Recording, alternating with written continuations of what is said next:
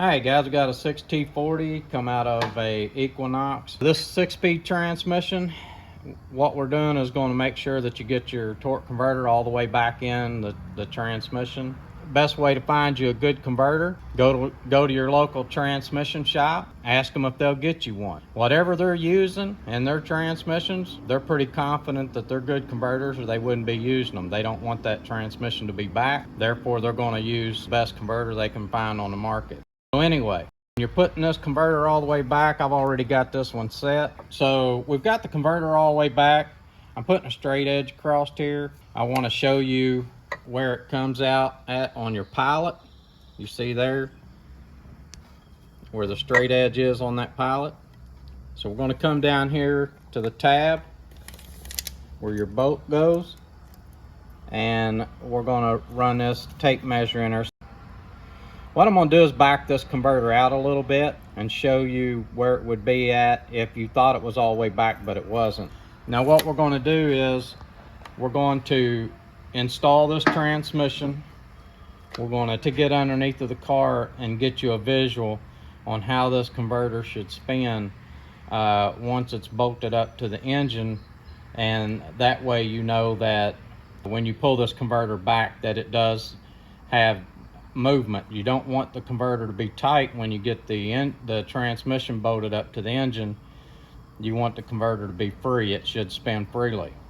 Another thing, make sure that your dial pins are in your engine before you start this. You do not want to put your transmission in. If you're putting in a used transmission, sometimes your dial pins will stick in your old transmission, and when you go back with the transmission that you bought, it won't have no dial pins in it. Video on YouTube on what happens if you don't have dial pins.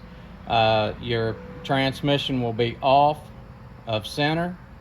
It's going to make your pilot run off of center, and your converter will be bolted to your flywheel. So if your transmission is cocked a little bit, it'll start leaking out the front seal if you don't have your dial pins in. So make sure dial pins are in before you bolt it up to the engine. So all right, we're going to pull this back out just a little bit, and I'm going to show you. If I put a straight edge across it, you can see how far it is off before it goes into the pump. So make sure that you are all the way back in the pump. Once you get all the way back in there, just pull it out a little bit and you push in, and you hear that thump. If you're not all the way back, it's not going to thump like that. It's going to feel real spongy like. Anyway, let's put this transmission up in the car. I want to get you a visual on this torque converter turning once we get it all bolted up, and that way you feel confident that when you start putting this transmission up in there that you've got everything in place and where it's supposed to be. Oh, right there you can see where